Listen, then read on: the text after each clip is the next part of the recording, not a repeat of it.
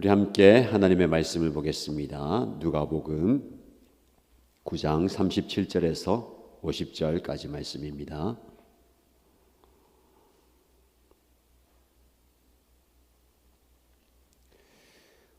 오늘 저와 여러분이 함께 묵상할 말씀은 누가복음 9장 37절에서 50절까지입니다. 함께 읽겠습니다. 다음 날 그들이 산에서 내려오니 큰 무리가 예수를 맞이하였다. 그런데 무리 가운데서 한 사람이 소리를 크게 내서 말하였다. 선생님, 내 아들을 보아주십시오. 그 아이는 내 외아들입니다.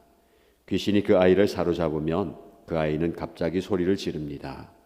또 귀신은 아이에게 경련을 일으키고 입에 거품을 물게 합니다. 그리고 아이를 상하게 하면서 좀처럼 떠나지 않습니다. 그래서 선생님의 제자들에게 귀신을 내쫓아 달라고 청하였으나 그들은 해내지를 못했습니다.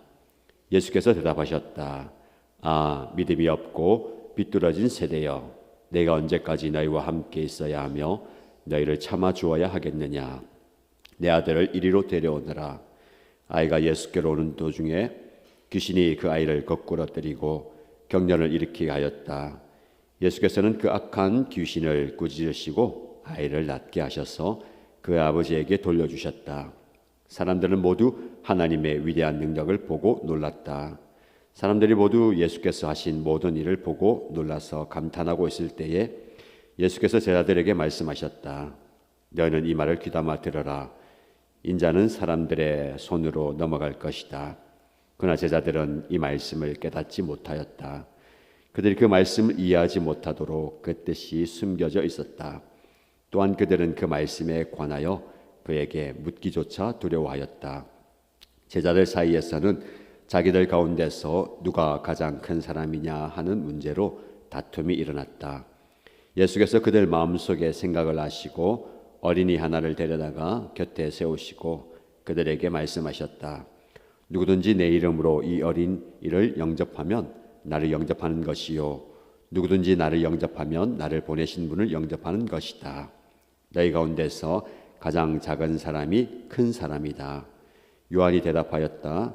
선생님, 어떤 사람이 선생님의 이름으로 귀신을 내쫓는 것을 우리가 보았습니다. 그런데 그 사람은 우리를 따르는 사람이 아니므로 우리는 그가 그런 일을 하지 못하게 막았습니다. 그러나 예수께서는 그에게 말씀하셨다. 막지 말아라. 너희를 반대하지 않는 사람은 너희를 지지하는 사람이다. 아멘. 다음 새벽기도에 오신 여러분들 환영합니다. 하나님께서 오늘 귀한 말씀을 주실 때에 그 말씀의 은혜를 경험하시고 또 기도의 응답을 누리시길 축복합니다.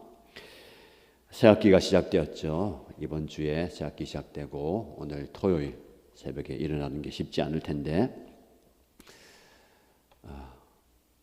졸린 눈을 뜨고 무거운 발걸음을 옮긴 여러분을 축복합니다. 지금 깨우고 있는 부모님이 있는 것 같아요. 깨우다 신경질 나가지고 화내지 마시고 천천히 또 오시고요. 또 말씀의 은혜를 경험하시고 또 영육간의 힘을 얻으시기를 축복합니다.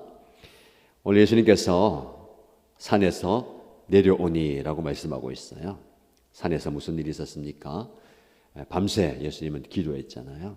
제자들은 예수님을 따라 기도하려고 했지만 쉽지 않습니다. 그래서 졸리다가 깨다가 하나님의 영광을 보게 되죠. 그 영광을 경험하면서 그러나 예수님은 그 영광 가운데 당신의 고난과 죽으심, 부활을 이야기합니다. 그 영광을 보았지만 제자들은 완전히 예수님의 고난을 다 이해하지 못합니다. 어렴풋이 알죠. 그리고 내가 생각하는 메시아를 놓지 않습니다. 이것이 제자들의 그 신앙의 여정 가운데 그들 좀 힘들게 만들기도 합니다. 그래서 산에서 내려와서 예수님이 큰 무리가 반겨주는 것을 경험합니다. 예수님은 쉴 틈이 없는 것 같아요. 잠깐 따로 떨어져서 기도하는 순간 말고는 항상 이런 무리에 휩싸여서 또 가르치고 또 병자를 고치는 사역을 하게 됩니다. 그 무리 가운데 한 사람이 소리를 지르면서 예수님에게 다급하게 이야기합니다. 선생님, 내 아들을 좀 보십시오. 이 아들은 내 외아들입니다. 그런데 귀신이 들려서 귀신이 그를 사로잡으면 큰 소리를 지르고 경련을 일으키고 거품을 물게 되고 또 귀신이 그 아이를 사로잡고 있어서 힘들게 합니다 라고 이야기하죠. 근데 산 아래에 있는 제자들에게 이 아이를 좀 고쳐주시고 귀신을 좀 쫓아내주세요 라고 했는데 그들은 해내지를 못했습니다 라고 얘기합니다. 그래서 좀 집중하는 것은요, 귀신을 내쫓아달라고 청하였으나 그들은 해내지를 못했다. 사실 제자들은 예수님에게 능력과 권능을 받고 마을을 다니면서 복음을 전할 때에 귀신을 내쫓는 역사를 경험하고 또 병든 자를 고치는 능력을 행했습니다. 지금은 또 해내지 못하는 거예요. 왜 그랬을까? 예수님의 말씀을 통해서 우리가 유추해 볼 수 있습니다. 예수님께서 그 상황 가운데 이렇게 말씀하십니다. 믿음이 없고 비뚤어진 세대야. 내가 언제까지 너희와 함께 있어야 하고 너희를 참아주어야 하겠느냐. 예수님의 부재, 산에 올라가서 기도하는 그 부재 가운데 제자들의 믿음이 흔들렸던 것 같아요. 우리의 믿음도 그렇잖아요. 어떤 때는 믿음이 내가 스스로 볼 때도 강한 것 같고 믿음이 좀 든든한 것 같은데 어떤 때는 나를 봐도 와, 내가 이렇게 믿음이 없었나 라고 생각할 때도 있는 것 같아요. 그래서 예수님께서 믿음이 없는 세대여, 내가 언제까지 너희와 함께 있을 것이냐. 그 말씀의 숨은 뜻은 무엇입니까? 내가 언젠가는 너희를 떠나가게 될 것이다 라는 의미가 숨어 있죠. 그래서 제자들에게 요구하는 것은 믿음을 요구하는 거잖아요. 예수님을 믿는 믿음과 하나님을 신뢰하는 믿음을 요구하십니다. 너희 아들을 이리로 데려오라. 예수님께서 그 아이를 데리고 오라라고 얘기합니다. 사실 주님께 이제 아버지가 나왔잖아요. 아들 좀 봐주십시오. 이 아들은 또 다른 곳에 있는 것 같아요. 아들 나에게 데려오라.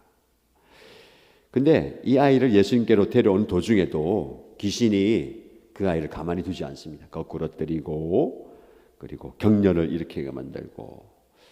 이 귀신도 알잖아요, 그렇죠? 예수님에게 가면 쫓겨날 것을 아는 거예요. 그러니까 이제 방해하는 거겠죠. 최후의 발악을 하는 겁니다, 그렇죠? 영적 모습이에요. 예수님께로 아들을 데려가는 것이 이 아버지와 아들에게는 엄청난 은혜와 역사를 경험하는 그 순간이지만 귀신은 어쨌든 그 아이를 사로잡아야 됩니다. 붙들어야 되잖아요. 그래서 방해하는 거예요. 이게 우리의 삶 속에 신앙 속에 영적 의미가 있는 거예요. 예수님은 여러분에게 말씀합니다. 나에게로 오라. 그리고 그 아이를 그 사람을 나에게로 데리고 오라라고 말씀하시잖아요. 그런데 악한 영들은 그 과정 속에서 강력하게 역사합니다. 교회에 온다고 한번 약속했다가 목장 갈게라고 약속했다가 그 순간이 다가오고 그날이 오면 일이 생겨요, 그렇죠? 큰일 아닌데도 마음이 어렵고 힘들어서 못 가겠다. 안 될 것 같아요 라고 하는 경우 무엇입니까? 예수님께로 가지 못하게 하는 거예요. 그래서 우리가 이 예수님께로 가지 못하게 하는 귀신의 공격과 또 위협을 잘 이겨내야 되는 겁니다. 여러분이 지금 오신 분들은 오늘 그죠? 이 현수막 첫 공개하는 거예요. 어제 저녁에 달고 예수님께서 수고하고 무거운 짐진 자들아 다 내게로 오라. 이 초청이고 요청이잖아요. 근데 말씀은 쉽게 하시지만 예수님께로 간다는 게 쉽지 않아, 어려워요. 방해와 장애가 너무 많은 겁니다. 그걸 이기고 극복하는 게 우리의 관건이에요. 그런데 결론은 어떻습니까? 예수님께로만 가면 문제가 해결되는 거예요. 이 아이가 그 과정 속에서는 너무 힘들게 예수님께로 갔습니다. 이 아버지가 아이를 데려가는데 얼마나 힘들었을까요? 오늘 새벽에 아이를 깨워오는데 힘드셨죠? 덩치가 커서 업을 수도 없고, 어릴 때는 그냥 안아가지고 데려오면 되는데 지금은 이거 안을 수도 없고 업을 수도 없고 제발로 와야 되는데, 네, 그래요. 그러나 다음 세대 자녀들은 이 아들의 입장에서 이 포기하지 않고 끝까지 경련을 일으키고 소리 지르고 버팅기지만 아들을 데리고 예수님께로 가는 그 아버지의 존재가 있으면 감사해야 되는 거예요.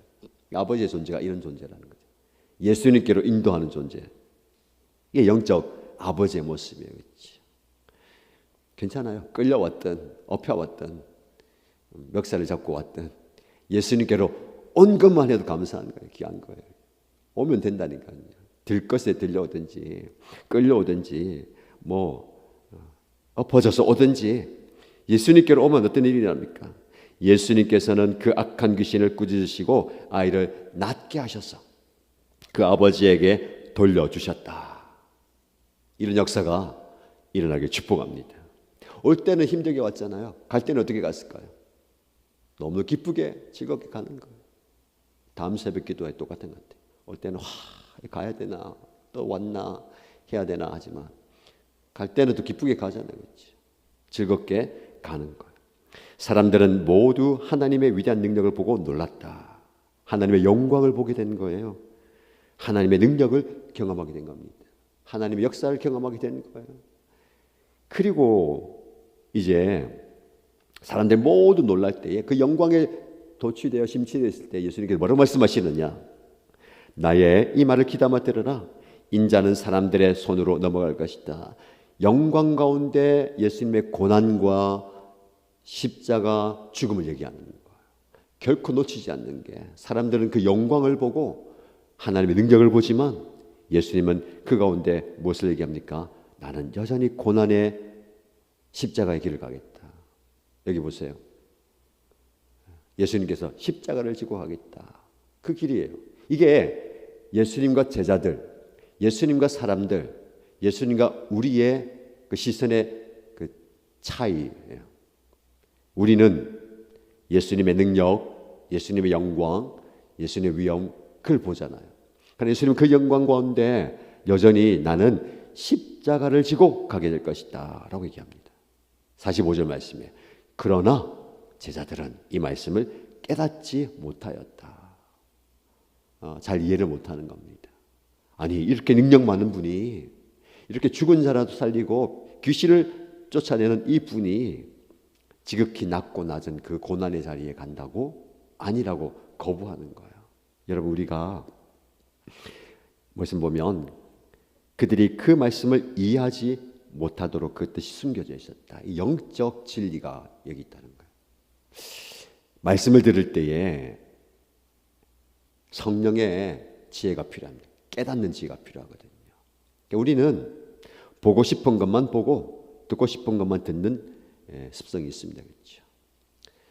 제자들은 예수님의 고난과 그들의 고난을 원치 않았어요. 영광만 바라보는 거죠. 그래서 46절 보면 제자들 가운데 이제 다툼이 일어나요. 누가 큰 사람이냐? 내가 더 예수님의 인정받는 사람 아니냐? 내가 더 한 게 많으니까 나중에 영광스러운 자리에서 내가 더 높은 자리 갈 거다. 심지어 예수님께 부탁도 하잖아. 예수님께서 왕좌에 오르실 때에 누가 예수님 오른쪽 왼쪽에 앉을 겁니까? 저를 좀 앉아주세요. 심지어는 어머니까지 대동해가지고 제 아들들을 좀 앉아주세요라고 하잖아요. 사람들의 관심이 여기 있는 거예요. 높아짐과 또 영광을 받는 거, 인정을 받고 칭찬을 받는 거, 거기에 있어요. 근데 예수님은 그렇게 말씀하지 않습니다. 어린아이를 봐라. 이 어린아이를 영접하는 사람이 나를 영접하는 것이다. 어린아이가 누굽니까? 보잘것없는 한 사람이에요. 그 한 사람을 영접하라는 것. 그 한 사람처럼 낮아지라는 겁니다. 자, 이 말씀이 오늘 우리가 묵상하는 말씀이에요. 우리에게 주는 교훈을 조금 더 깊이 묵상하고 싶은데, 여러분 사순절 40일 순례자의 여정 절로 역적 이 책을 우리가 계속해서 매일 읽고 있어요. 잘 읽고 있습니까? 읽으시기 바랍니다. 매일매일 이 자기 분량이 있어요. 오늘 첫째 주 토요일 네 번째 장에 보면 지금 당장 행복하고 싶습니까? 라는 질문으로 묵상을 하게 됩니다. 크리스천이 무거운 짐을 지고 성경을 읽다가 어떻게 하면 좋지 하다가 전도자를 만나서 좁은 문으로 가십시오. 그러면 길이 보일 겁니다. 길을 알려줄 겁니다. 그 길을 가는데 주사님이 따라오잖아요. 누가 따라옵니까? 고집과 변덕이에요. 어디 가십니까? 이 무거운 짐을 해결할 수 있는 영원한 천국에 가고자 합니다. 그런데 고집은 그런 일이 있단 말입니까? 지금 내가 누리고 있는 그 복이 더 낫습니다 하고 고집을 비우고 돌아가 버리고, 변덕은 그래도 이 크리스찬의 이야기를 듣고 기쁘게 가면서 이야기를 해요. 그 책에 무슨 내용이 있습니까? 이 책에는요, 영원한 왕국에 대한 이야기가 나옵니다. 영생을 얻게 되고요, 그곳에 영광의 면류관이 있고 해처럼 빛나는 옷을 입고 슬픔도 아픔이 없는 영광스러운 그 나라를 우리에게 소개합니다. 그곳을 향해서 가게 됩니다. 변덕이 이야기하죠. 말만 들어도 벅차네요. 과연 우리가 그것들을 다 누리게 될까요? 크리스천이 그럼요. 왕이신 하나님께서 진정으로 은총을 구하는 자에게 모든 것을 주실 것입니다 하고 확신을 가지고 두 사람이 가던 그 찰나에 어디에 접어듭니까? 절망의 늪에 빠져들어가는 거예요. 자기들도 모르게 절망의 늪에 깊이 빠져가는 것을 깨닫게 됩니다. 변덕이 크리스천 이게 무슨 일입니까? 라고 물어보니까 크리스천이 뭐라고 대답해요? 솔직히 저도 잘 모르겠습니다. 아니, 영광스러운 그 하늘나라로 가는데 시작하자마자 절망의 늪에 빠져가지고 이런 어려움을 당하고 있는 거 나도 잘 모르겠습니다 라고 얘기하는 거예요. 변덕이 소리를 지릅니다. 당신이 지금까지 말해준 행복이란 것이 바로 이런 것이요. 난 당신 말을 믿고 그 행복을 찾아 나왔는데 시작하자마자 이 어려움을 당한다면 앞으로 그 길은 고생길이 훤한데 당신과 가지 않겠어 하고 겨우 혼자 빠져나와가지고 뒤도 안 돌아보고 가버려요. 이 크리스찬은 무거운 짐 때문에 나오지도 못하고 버거워하고 있잖아요. 이게 오늘 우리 묵상하는 그 장면이거든요. 오늘 본문의 말씀에 비추어서 예수님의 제자들, 예수님의 영광을 경험하고 예수님이 가신 그 길은 영광의 길이라고 생각하고 가고 있어요.